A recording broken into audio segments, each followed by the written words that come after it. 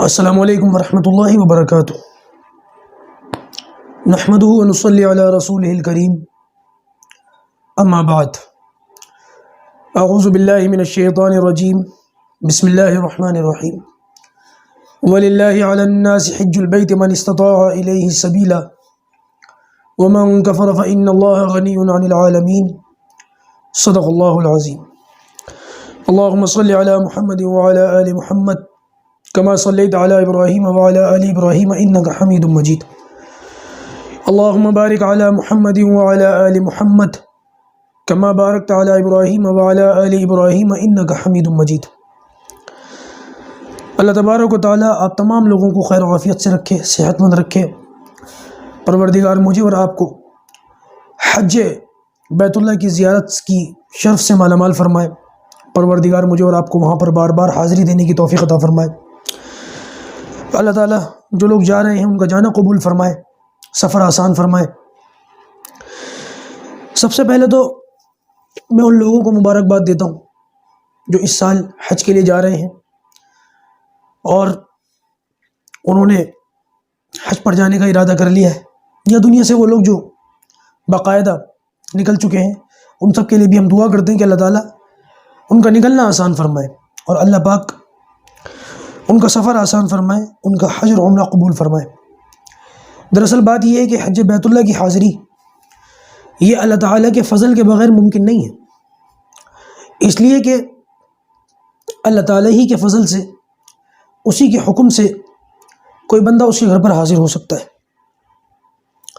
بات دراصل یہ ہے کہ جب ابراہیم علیہ السلام نے اپنے بیٹے اسماعیل کے ساتھ مل کر بیت اللہ کی جو تعمیر تھی اس کو مکمل کر لیا، تو اللہ تبارک و تعالیٰ نے ابراہیم علیہ السلام کو حکم دیا، اے میرے خلیل، آپ اس گھر کی زیارت کے لیے لوگوں کو بلائیے۔ تو ابراہیم علیہ السلام نے فرمایا کہ میری آواز بھلا پہنچے گی کہاں تک؟ تو اللہ تبارک و تعالیٰ نے جواب دیا کہ آپ کا کام آواز کو لگانا ہے اور اسے لوگوں تک پہنچانا وہ میرا کام ہے۔ چنانچہ روایت کے اندر آتا ہے کہ اس پر ابراہیم علیہ السلام نے پھر اعلان کیا اور ان کے جواب میں اللہ تبارک و تعالیٰ نے ان کی اس آواز کو اس وقت دنیا میں جتنے لوگ موجود تھے سب کے کانوں تک پہنچایا، اور جتنے انسان عالم ارواح میں تھے ان سب کے کانوں تک بھی پہنچایا۔ اور ابراہیم علیہ السلام کے اس اعلان پر پھر جس نے جتنی مرتبہ لبیک کہا اس کو اتنی مرتبہ بیت اللہ کا حج کرنے کی توفیق ہوگی۔ اگر کسی شخص نے ایک مرتبہ لبیک کہا تو اسے پوری زندگی میں ایک مرتبہ حج بیت اللہ کا حج کرنے کی توفیق ہوگی، اور اگر کسی شخص نے 2 مرتبہ لبیک کہا تو اسے 2 مرتبہ بیت اللہ کا حج کرنے کی توفیق ہوگی، اور اگر کسی شخص نے 10 مرتبہ لبیک کہا تو اسے 10 مرتبہ حج بیت اللہ کی توفیق ہوگی۔ حج بیت اللہ یہ بہت بڑا فریضہ ہے۔ اسلام کے جو 5 بنیادی ارکان ہیں ان میں سے ایک بیت اللہ کا حج ہے۔ نبی کریم صلی اللہ علیہ وسلم سے ایک موقع پر پوچھا گیا، ابو ہریرہ راوی ہیں، فرماتے ہیں کہ آپ صلی اللہ علیہ وسلم سے پوچھا گیا، یا رسول اللہ سب سے بہترین عمل کون سا ہے؟ تو اللہ کے رسول صلی اللہ علیہ وسلم نے فرمایا کہ اللہ اور اس کے رسول پر ایمان لانا۔ پھر کسی نے کہا، یا رسول اللہ اس کے بعد؟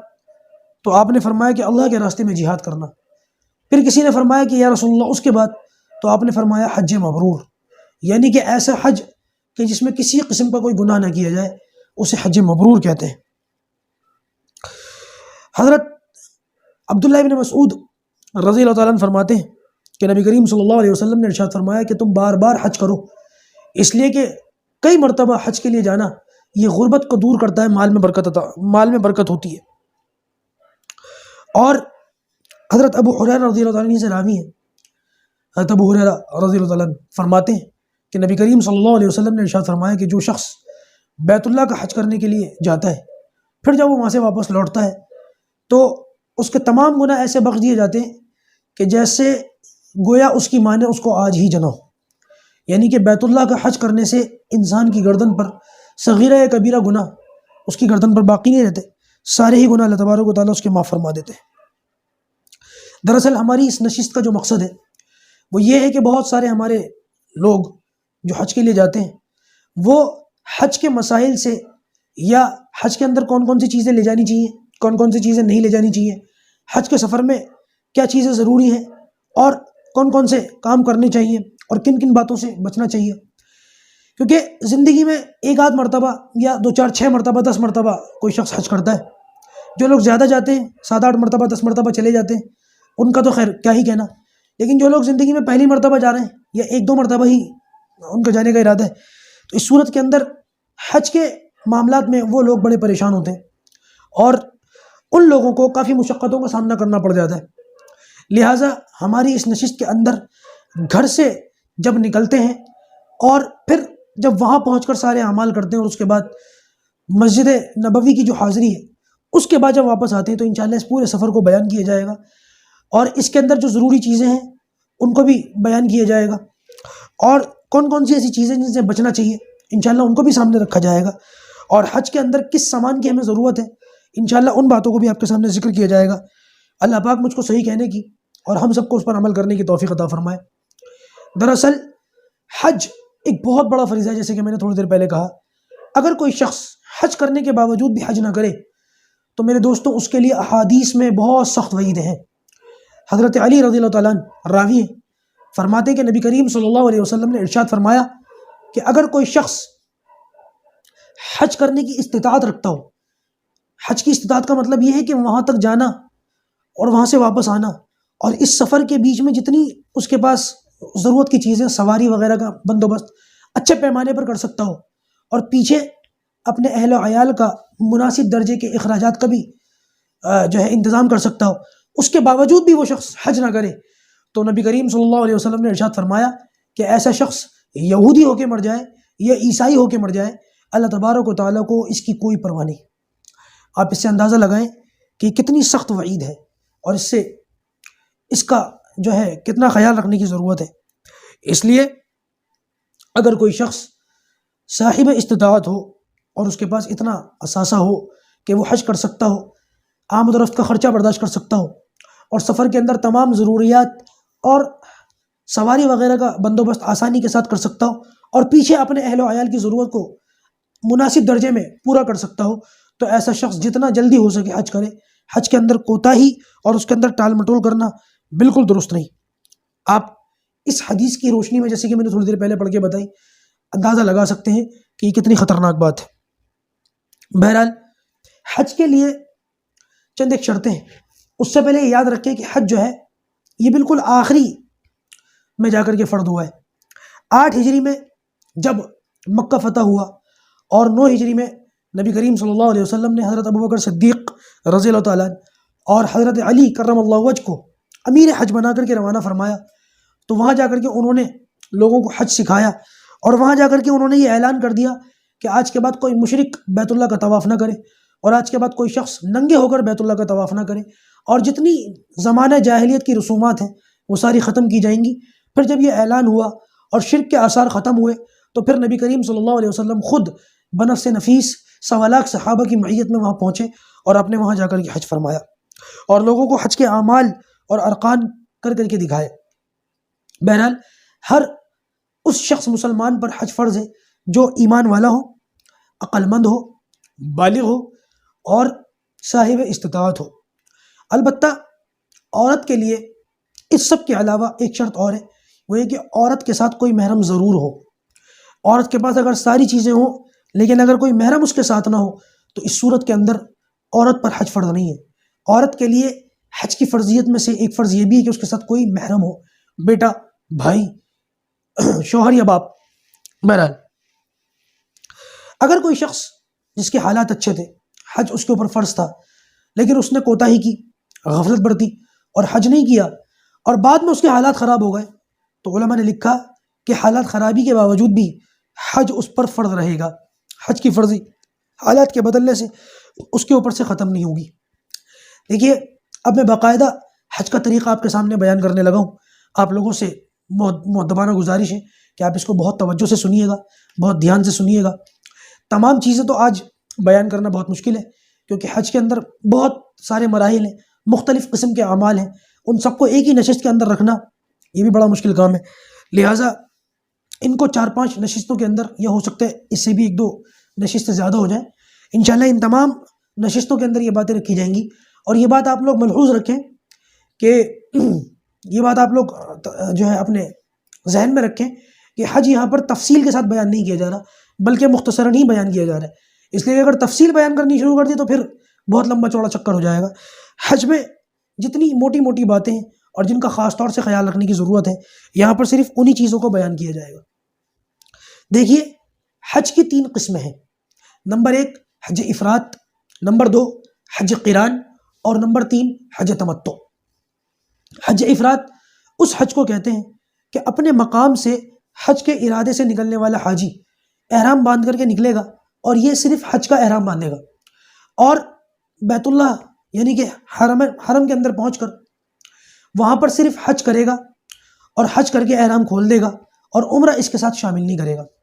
اس کو حج افراد کہتے ہیں۔ یہ بات یاد رکھیے گا کہ حج بدل کرنے کے لیے حج افراد کیا جاتا ہے۔ اگر کوئی شخص حج بدل کے لیے جا رہا ہو تو اس کو چاہیے کہ وہ حج افراد ہی کرے۔ اور حج بدل کے اندر کچھ اور شرطیں ہیں، جن میں سے 3 شرطیں بنیادی ہیں۔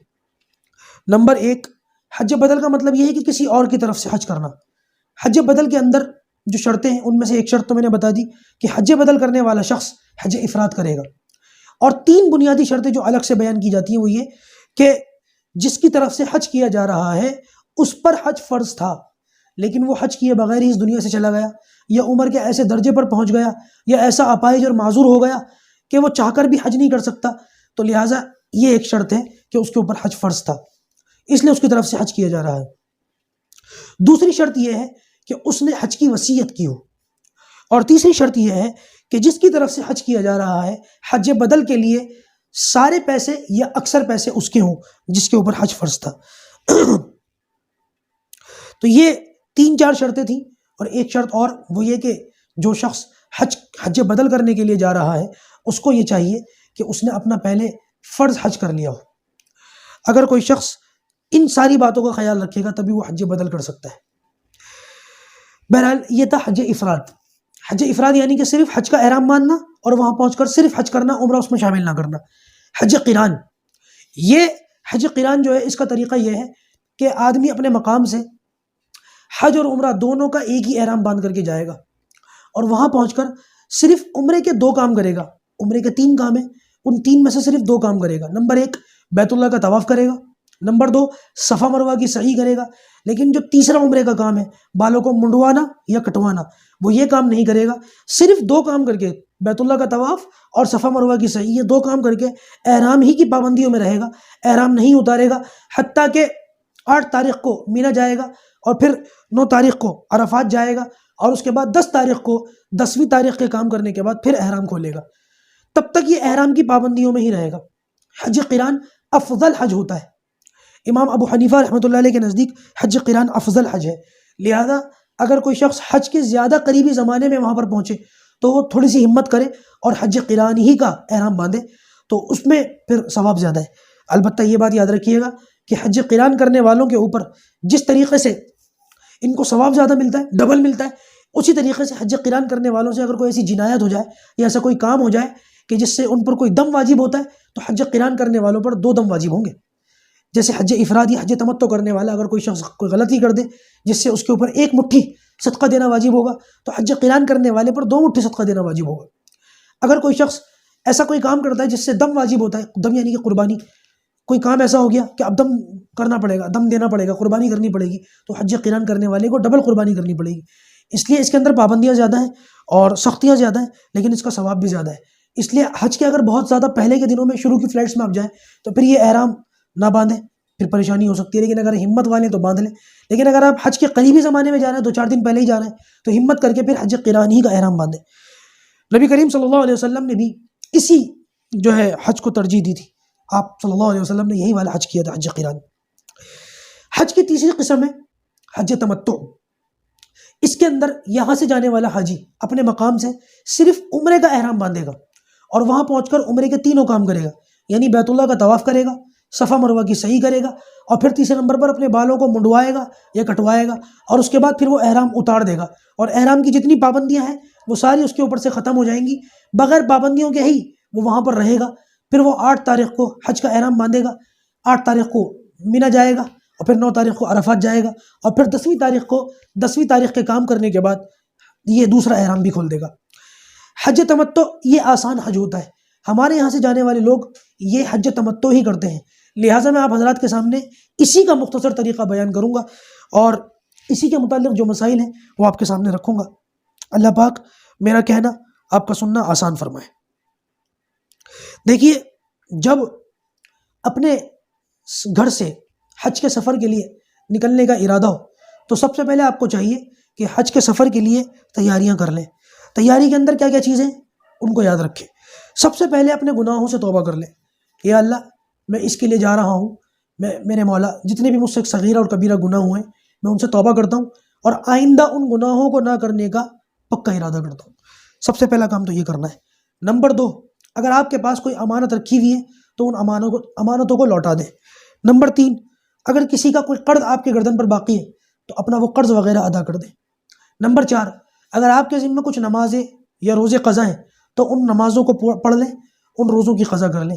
اور اگر ابھی اتنا موقع نہ ہو، ظاہر سی بات ہے کہ کئی نمازیں ہوں اور ان نمازوں کو لوٹانے کا موقع نہ ہو، تو اس صورت کے اندر پکا ارادہ کر لیں کہ انشاءاللہ حج سے واپسی پر ان نمازوں کو اور ان روزوں کو لوٹائیں گے، ان کی قضا کریں گے۔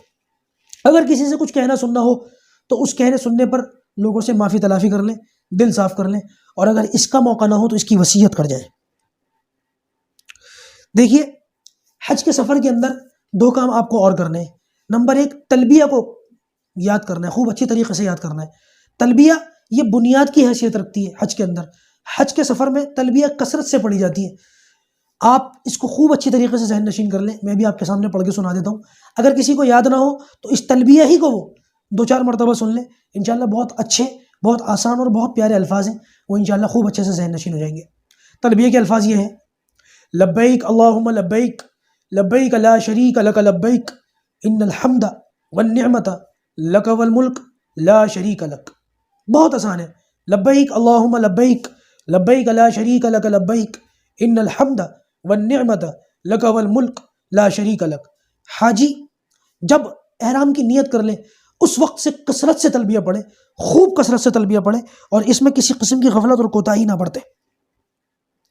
دیکھیے، حج کی تیاریوں میں جہاں دوسرے کام میں نے بتائے، ان میں ایک کام یہ ہے کہ اپنے ناخن وغیرہ تراش لیں، اپنے غیر ضروری جسم کے جو بال ہیں ان کو صاف کر لیں، بغل کے بال صاف کر لیں، زیر ناف بال صاف کر لیں، مونچھیں اگر بڑی ہوئی ہیں تو لبوں کو ترشوا لیں، مونچھیں درست کر لیں، خط وغیرہ اگر بنانا ہو تو اس کو بھی دیکھ لیں، البتہ خلاف شرع داڑھی نہ کاٹیں۔ اس کے بعد اگر آپ کا نکلنے کا جو دن ہے وہ دن آ گیا ہو تو سب سے پہلے آپ غسل کر لیں، اور اگر غسل کا موقع نہ ہو اور جسم پاک ہو تو وضو کا کر لینا بھی کافی ہے۔ غسل یا وضو سے فارغ ہونے کے بعد آپ احرام کی جو 2 چادریں ہوتی ہیں ان کو پہن لیں۔ ان کو پہننے کا طریقہ یہ ہے کہ ایک چادر تو آپ لنگی کی طرح، تہمت کی طرح اپنے جو ہے کمر پر باندھ لیں، اور ان کو باندھنے کا طریقہ یہ ہے کہ ان چادروں کو اڑس لیں، موڑ لیں، اوپر نیچے پلے کر لیں، وہ چادر اڑس جائے گی۔ ناف کے اوپر کر کے باندھیں، ناف کے نیچے نہ باندھیں، اور اس طریقے سے باندھیں کہ ناف چھپ جائے اور ٹخنے جو ہیں وہ کھل جائیں۔ دیکھیے، مردوں کے اوپر ٹخنوں کا کھولنا 24 گھنٹے یہ واجب اور ضروری ہے۔ لوگ اس میں غفلت برتتے ہیں، اور احرام باندھنے کے اندر بھی اس کا خیال رکھنے کی ضرورت ہے کہ آپ کے ٹخنے ہرگز نہ کھلیں، ہرگز نہ ڈھکیں، ہر صورت اس کو کھولنے کی ضرورت ہے۔ اور یہ جو ناف ہے نا، یہ ہمارا سطر ہے، نہ صرف یہ کہ ناف، بلکہ ناف کے پیچھے والا جو ہماری کمر کی جانب کا حصہ ہے نا، ناف کی سیدھ میں، وہ بھی۔ تو لہٰذا چادر کو خوب اچھی طریقے سے اوپر کر کے باندھ لیں، چادر سخت ہو جائے گی، آپ اس کو تھام بھی لیں گے اور آپ کے سطر کا پردہ بھی ہو جائے گا اور ٹخنے بھی کھل جائیں گے۔ دوسری چادر آپ اپنے دونوں کندھوں پر ڈال دیں۔ دیکھیے، یہ بات یاد رکھیں، حاجی عام طور سے یہی سے جب وہ چادر پہن رہے ہوتے ہیں یہی سے اپنا دایاں کندھا کھول لیتے ہیں۔ یاد رکھیے گا، یہ بات صحیح نہیں ہے، اپنے دونوں کندھوں پر چادر ڈالیں۔ اس کے بعد احرام عمرہ کی نیت سے آپ لوگ 2 رکعت نماز پڑھ لیں۔ پہلی رکعت میں قل یا ایھا الکافرون اور دوسری رکعت میں قل ھو اللہ احد کی صورت پڑھیں، اور اس کے بعد پھر سفر کی آسانی کے لیے دعا کریں، اور اللہ تعالیٰ سے ان الفاظ میں بھی دعا کریں: اللہم انی اسألک رضاک والجنہ واعوذ بک من غضبک والنار۔ یا اللہ، میں تجھ سے تیری رضا اور جنت کا سوال کرتا ہوں، اور تیرے غصے اور جہنم سے میں پناہ مانگتا ہوں۔ اور اللہ تعالیٰ سے خوب گڑگڑا کر کے دعا کریں، اور ہو سکے تو ہوائی چپل، کھلی چپل پہن لیں، ایسی چپل پہنیں یہ جو ٹخنے کی ابھری ہوئی ہڈی ہے نا یہ کھلی رہے، یہ دکھتی رہے، اور جب گھر سے روانہ ہو تو خوش و خرم روانہ ہو، اور روتے پیٹتے روانہ نہ ہو، اور کچھ صدقہ دے کر کے روانہ ہو۔ البتہ یہ جو آپ نے ابھی 2 رکعت نماز پڑھی ہے، اس پر اس بات کا خیال رکھیں کہ ابھی آپ کا احرام نہیں بندھا، ابھی آپ نے صرف احرام کی چادریں باندھی ہیں۔ احرام نیت کا نام ہے، چادروں کا نام احرام نہیں ہے۔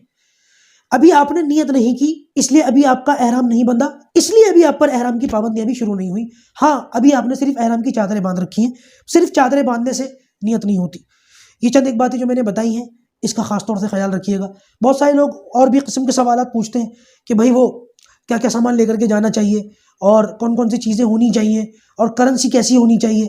تو بھائی یہ بات یاد رکھیں، اگر کوئی شخص کرنسی بھی معقول لے کر کے جائے اور اس کے پاس سامان بھی بہت اچھا ہو، اور وہ ساری جو سہولیات ہیں اس کو ساری مل جائیں، لیکن اگر اس کا خدا نخواستہ حج قبول نہ ہو تو اس کی ساری کی کرائی محنت پر پانی پڑ جائے گا۔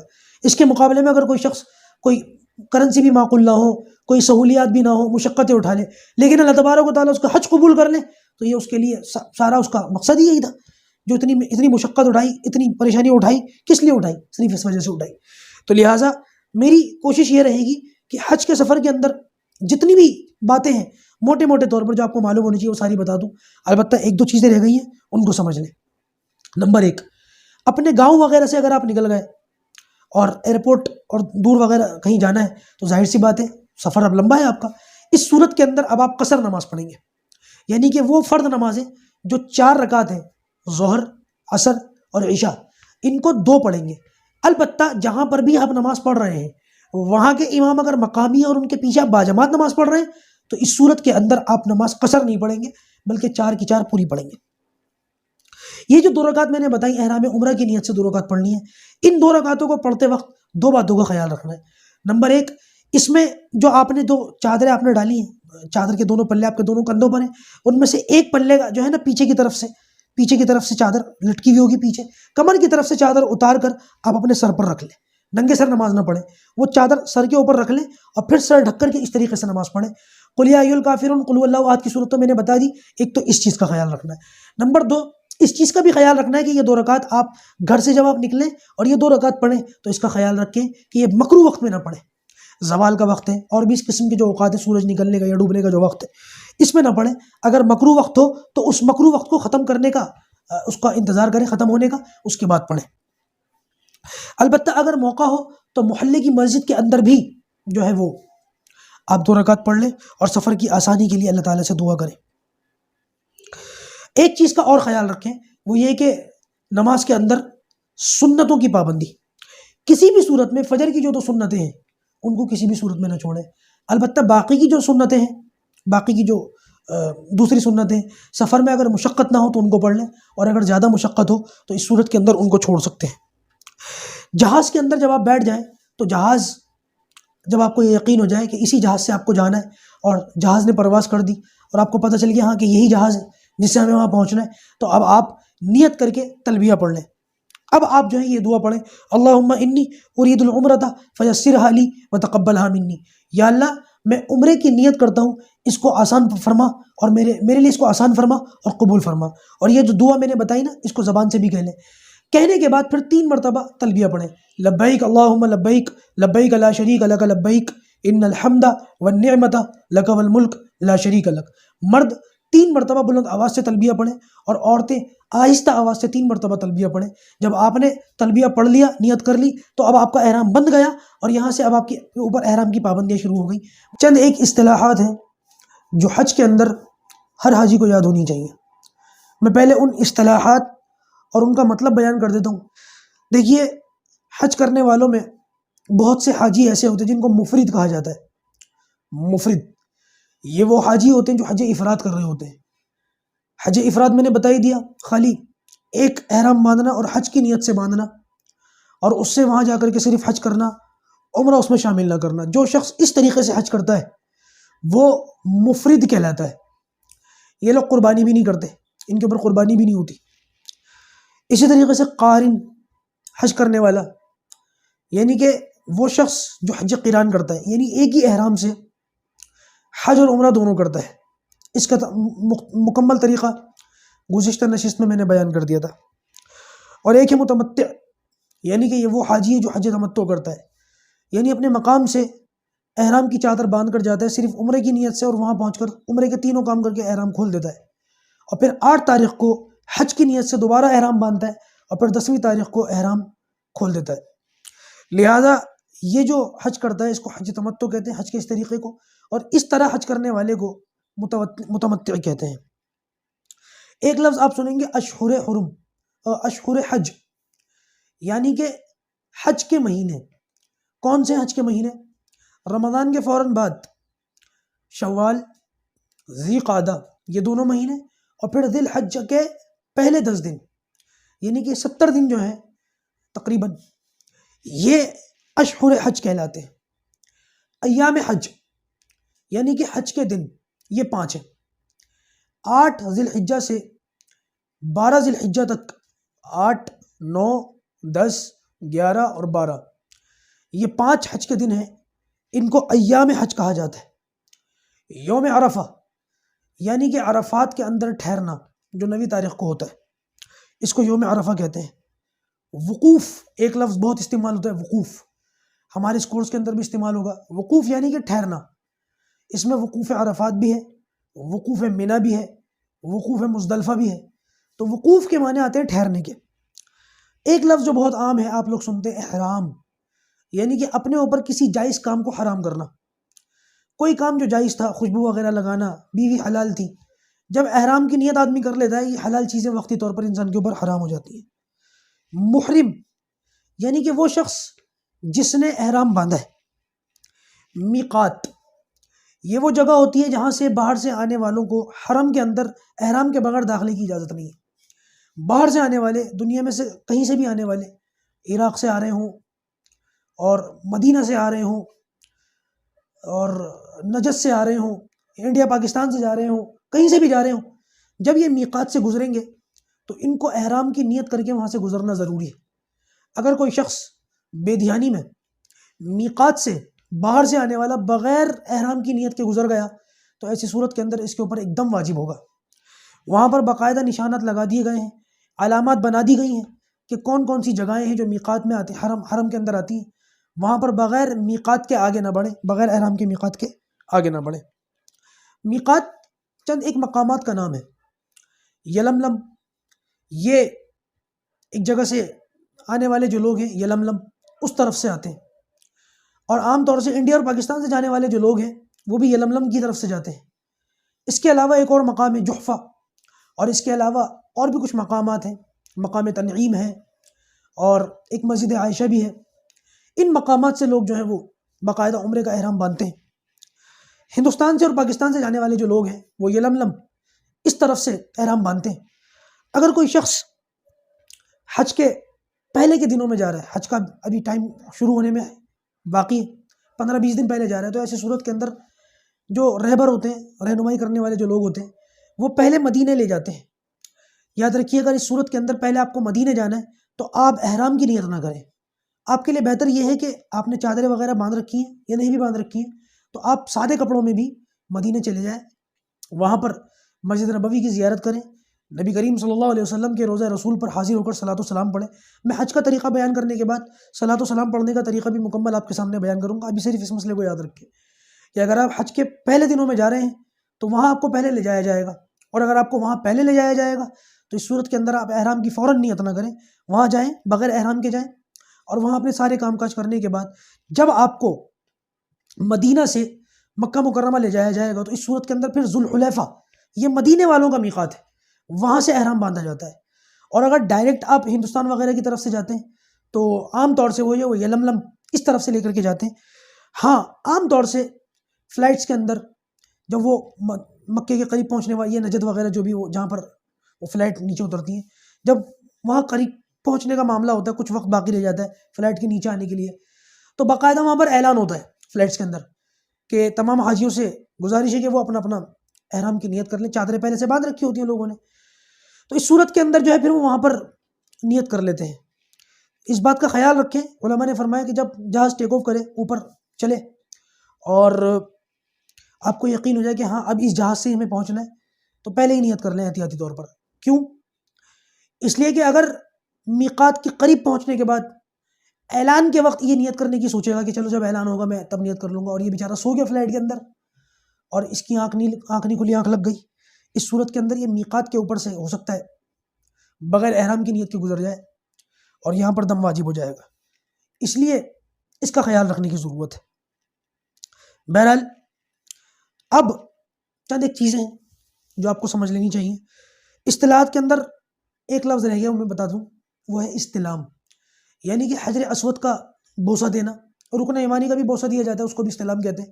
رکن یمانی کا جو طریقہ ہے اور حجر اسود کا جو طریقہ ہے بوسہ دینے کا، انشاءاللہ وہ بھی آپ کے سامنے ابھی اس کا بھی ذکر آئے گا، میں وہ بھی بیان کروں گا۔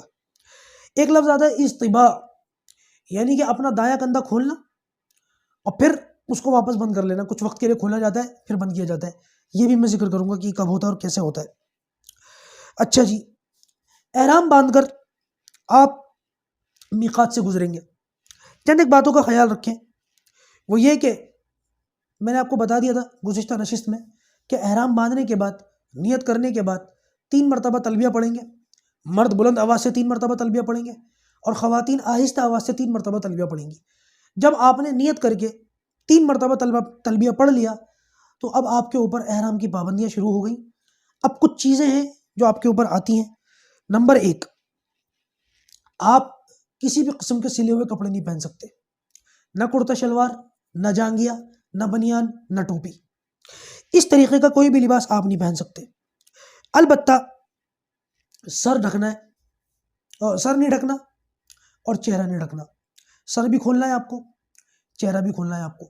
البتہ یہ جو خواتین ہیں یہ سر پر رومال باندھیں گی اور چہرے کا پردہ کریں گی۔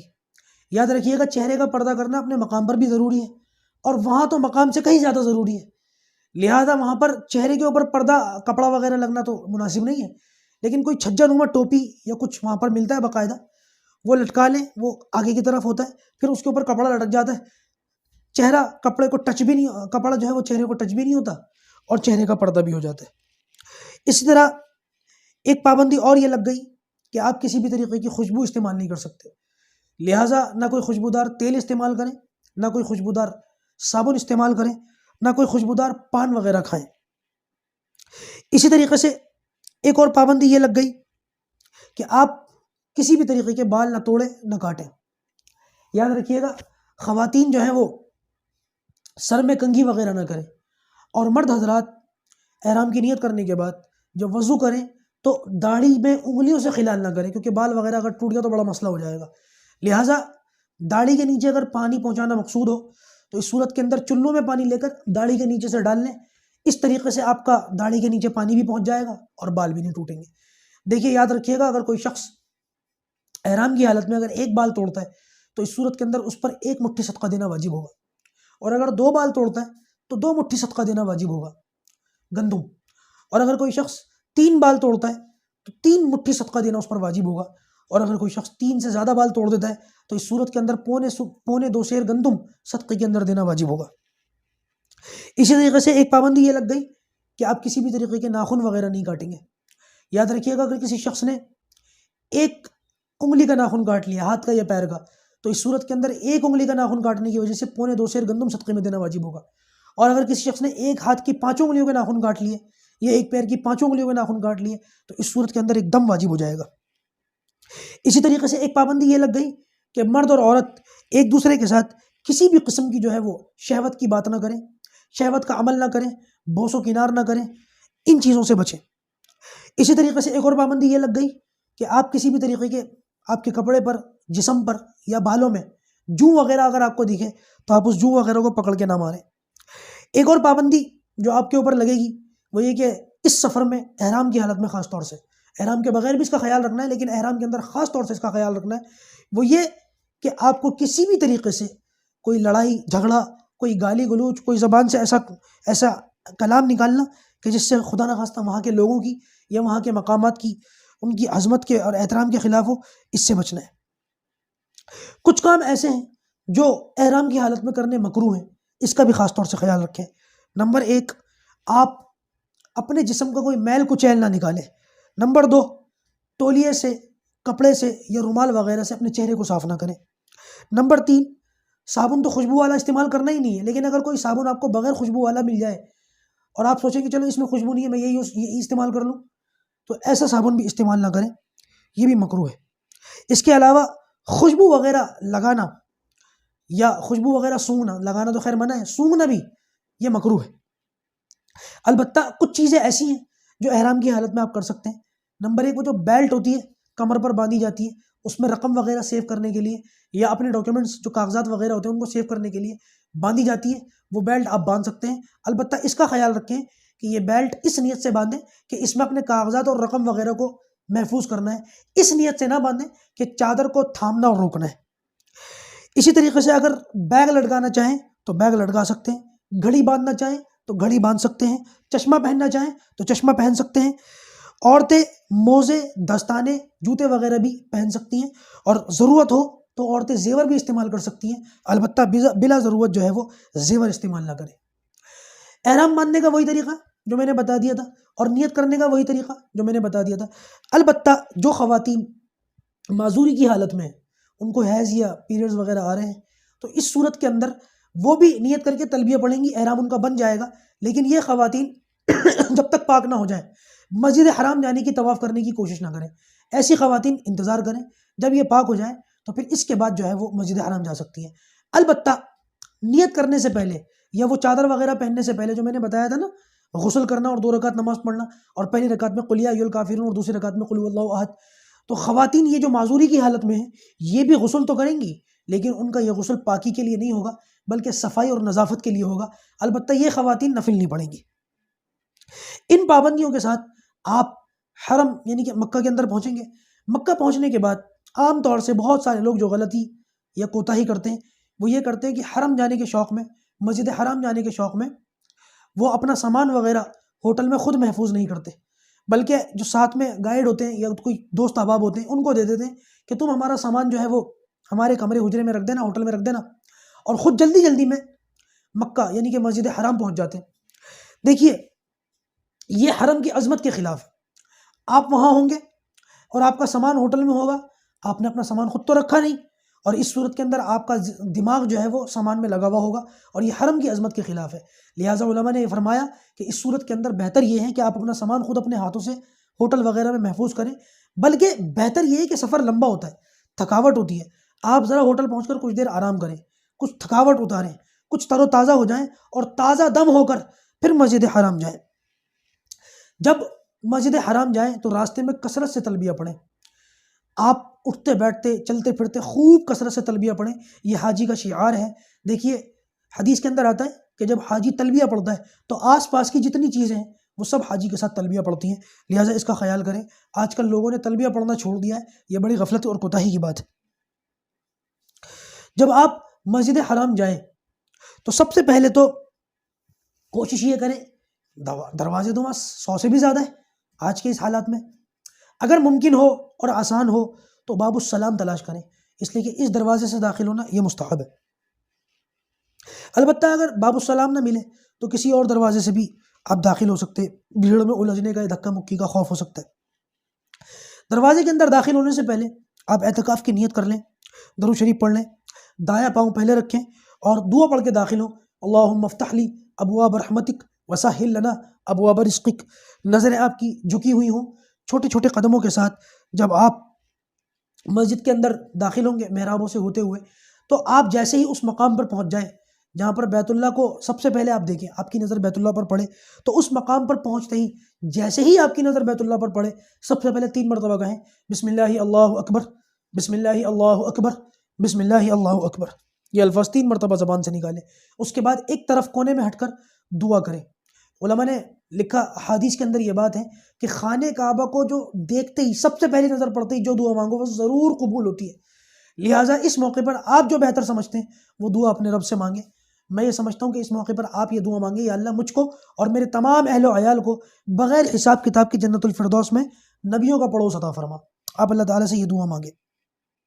اس کے بعد آپ یہ دیکھیں کہ وہاں پر نماز کا وقت تو نہیں، اگر نماز کا وقت ہے تو پہلے نماز پڑھیں، نماز کے یا سنتوں کے یا کسی ایسی چیز کے ضائع ہونے کا خدشہ ہو تو نماز کو یا سنتوں کو ضائع نہ کریں، پہلے یہ پڑھیں۔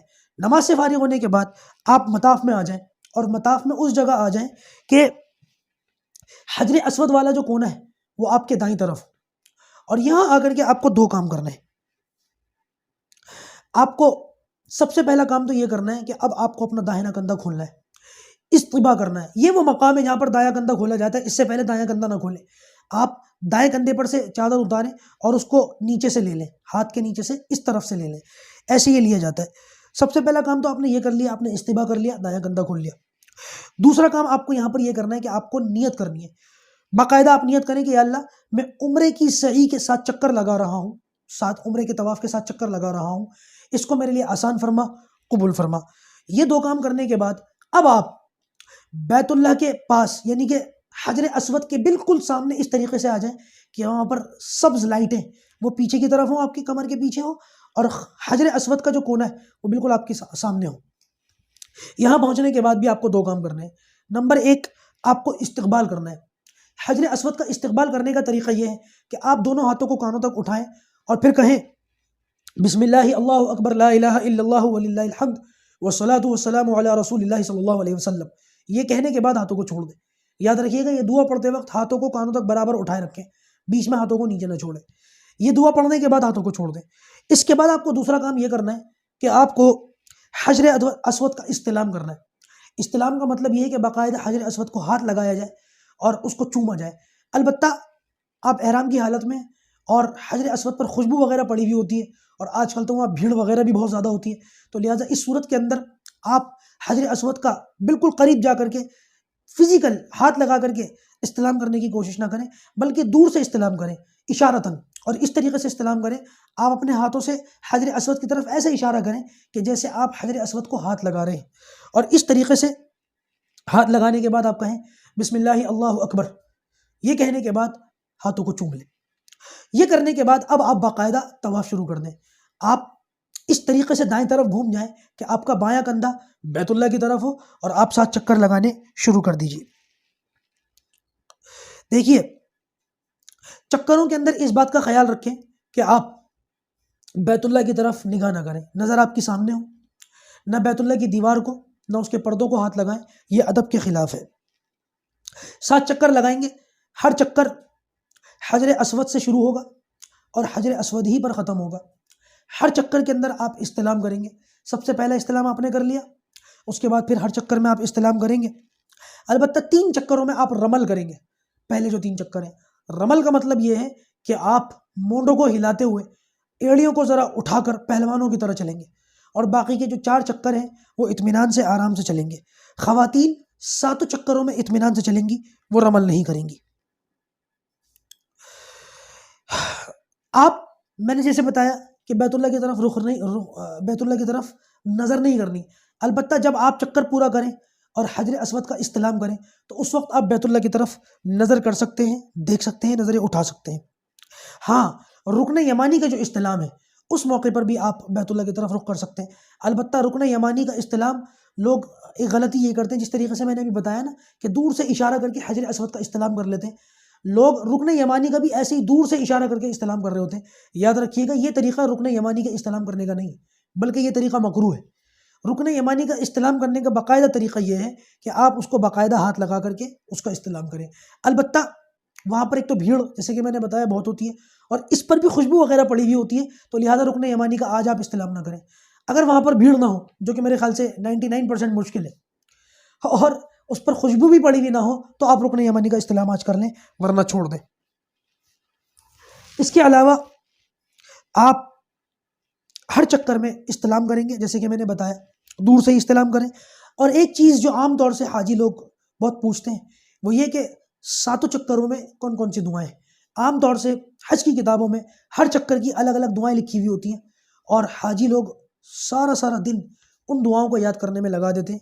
وہ لمبی لمبی بھی ہوتی ہیں، مشکل الفاظ بھی ہوتے ہیں، وہ دعائیں بھی یاد نہیں ہوتی.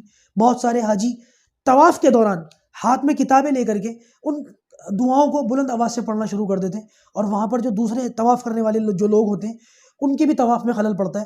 یاد رکھیے گا یہ جو دعائیں ہیں یہ ان کا پڑھنا ضروری نہیں ہے، اور دوسری بات یہ کہ یہ دعائیں نبی کریم صلی اللہ علیہ وسلم سے منقول بھی نہیں ہیں.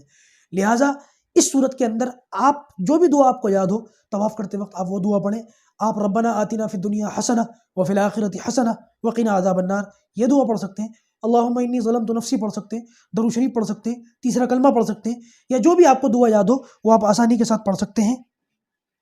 طواف کے اندر اس چیز کا خیال رکھیں، جب آپ 7 چکر مکمل کر لیں تو پھر 8ویں مرتبہ جو ہے وہ حجر اسود کا استلام کریں۔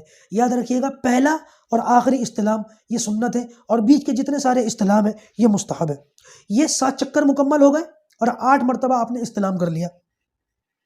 اب آپ کو ایک کام یہ کرنا ہے کہ 3 جو لازمی کام ہوتے ہیں ان 3 کاموں کو کرنا ہے۔ طواف کرنے کے بعد یہ 3 کام کرنے کمپلسری ہیں، یاد رکھیے گا، چاہے وہ طواف کوئی سا بھی ہو، عمرے کا طواف ہو، حج کا طواف ہو، طواف وداع ہو، طواف زیارت ہو، کوئی بھی طواف ہو، آپ کو یہ 3 کام ضرور کرنے ہیں۔ نمبر 1، آپ ملتزم پر آ جائیں۔ بیت اللہ کا جو دروازہ ہے اور حجر اسود کا جو کونا ہے اس کے درمیان کا جو حصہ ہے اس کو ملتزم کہتے ہیں۔ یہاں پر آ کر کے آپ دعا کریں، بلکہ خوب چمٹ کر دعا کریں، لیکن وہی والی دونوں باتیں کہ ایک تو بھیڑ بہت ہوتی ہے اور دوسرا یہاں پر بھی خوشبو وغیرہ پڑی ہوئی ہوتی ہے، لہٰذا تھوڑا دور سے دعا کریں۔